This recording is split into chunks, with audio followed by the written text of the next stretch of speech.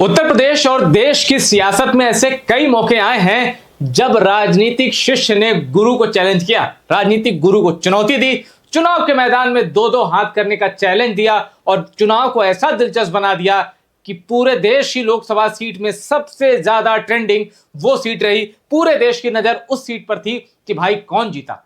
ऐसा ही एक साल था 1998 जब संभल की लोकसभा सीट पर डीपी यादव, बाहुबली डीपी यादव, वो लड़ते हैं मुलायम सिंह यादव के खिलाफ चुनाव। तब मुलायम सिंह यादव देश के रक्षा मंत्री थे। डीपी यादव जो कभी मुलायम सिंह यादव के राजनीतिक शिष्य होते थे, उन्होंने अपने राजनीतिक गुरु के खिलाफ ही चुनाव में ताल ठोक दी। इतना दिलचस्प चुनाव हुआ। और तो और कल्याण सिंह ने डीपी यादव के पक्ष में एक रैली कर दी।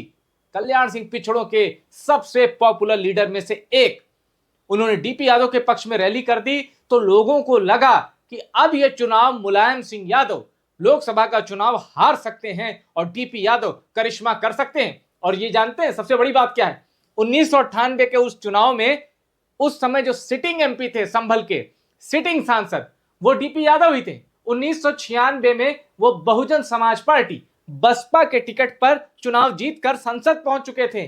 धर्मपाल यादव उर्फ डीपी यादव 1998 आते आते वो पार्टी बदल लेते हैं, बीजेपी में चले जाते हैं। बीजेपी संभल से ही टिकट देती है और एसपी से उतरते हैं मुलायम सिंह यादव। अब ये तस्वीर देखिए, मुलायम सिंह यादव, अमर सिंह, और अमर सिंह जिस नजर से डीपी यादव को देख रहे हैं वो राजनीति में आगे होने ही वाला था, क्योंकि इन्होंने चैलेंज दे दिया था मुलायम सिंह यादव को। और ये बाहुबली शख्स उत्तर प्रदेश में कभी इनकी तूती बोलती थी, पुलिस प्रशासन के हाथ पांव फूल जाते थे डीपी यादव के खिलाफ एक्शन लेने में। और अभी मैं आपको बताऊंगा, जो लोग डीपी यादव को नहीं जानते उनको अगर 4 पेपर कटिंग दिखा दूंगा तो वो हिल जाएंगे जानकर कि उत्तर प्रदेश की सियासत में एक ऐसा राजनेता भी था। दूधिया से शुरुआत हुई, फिर जब क्राइम वर्ल्ड में एंट्री हुई, फिर पॉलिटिक्स में एंट्री हुई। और पॉन्टी चड्ढा का नाम जिन्होंने सुन रखा है ना, अगर पॉन्टी चड्ढा से पहले उत्तर प्रदेश में शराब का रैकेट कोई चलाता था, डीपी यादव। डीपी यादव को अगर राजनीतिक रूप से हाशिए पर ना धकेला होता, उनका बुरा वक्त ना आता, तो वो एक बड़ा अंपायर लीड कर रहे होते। लेकिन उनके परिवार के कुछ लोग देश के बहुचर्चित हत्याकांड में शामिल रहे, जिसका खामियाजा राजनीतिक रूप से डीपी यादव को भुगतना पड़ा। बाद में उन्होंने अपनी पार्टी बनाकर कई बार चुनाव लड़ा, हारे। लेकिन आज बात होगी 1998 के संभल लोकसभा चुनाव की। संभल लोकसभा सीट पर जब चुनाव हुआ था और जब मुलायम सिंह यादव के सामने चैलेंज दिया था डीपी यादव ने, तब क्या हुआ था, चलिए वो बात करते हैं। अब मुलायम सिंह यादव को संभल से चुनाव लड़ने के लिए शफीकुर रहमान बर्क ने ऑफर किया था, जो कि अब नहीं है, जिनका निधन हो चुका है और जो संभल से सांसद भी रह चुके थे। अब यह चुनाव होता है, पूरे देश की नजर कि कौन जीतेगा। संभल, कल्याण सिंह डीपी यादव के पक्ष में रैली करके माहौल बदलने की कोशिश करते हैं। लेकिन जब नतीजे आते हैं तो क्या होता है, कांग्रेस के नसीमुल हसन 5वें नंबर पे होते हैं, 5000 वोट भी नहीं मिलता कांग्रेस को। फिर एक निर्दलीय लड़ते हैं, साजिद अहमद निर्दलीय, इनको मिलता है 5700 वोट, 5724 वोट।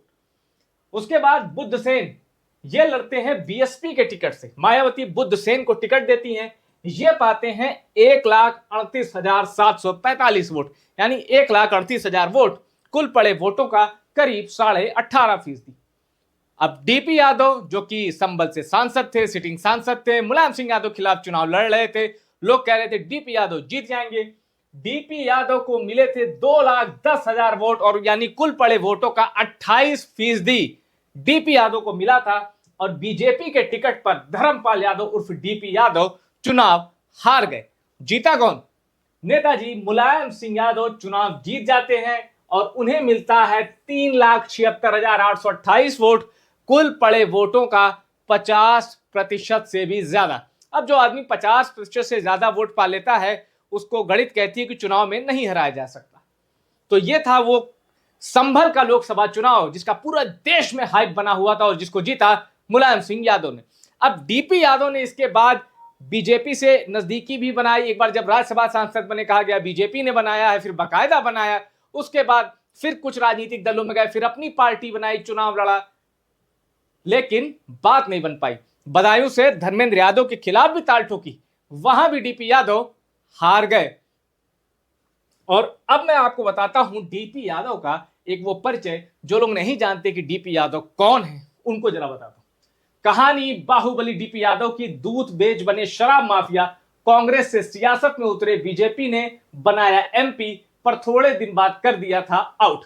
जब बीजेपी ने वो चाल चलते चेहरा वाली नारे के साथ बीजेपी उतरती, अटल आडवाणी मुरली मनोहर जोशी वाली बीजेपी, जब कल्याण सिंह यूपी में बीजेपी का चेहरा होते थे, ऐसे साए में, ऐसे राजनीतिक परिदृश्य में डीपी यादव बीजेपी का दामन थामते हैं। फिर उसके बाद उनकी वापसी एक बार फिर होती है बीजेपी में, और एक बार तो मंच पर वो अमित शाह के साथ भी दिखे थे।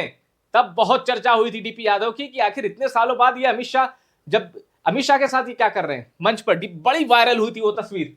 तो ये था, ये पहली मैं आपको डीपी यादव के बारे में स्टोरी बता रहा हूं। दूसरी स्टोरी, कहानी डीपी यादव की, यूपी का वो बाहुबली जिससे कप्तान बोले पूरी जिंदगी खुली रहेगी हिस्ट्री शीट।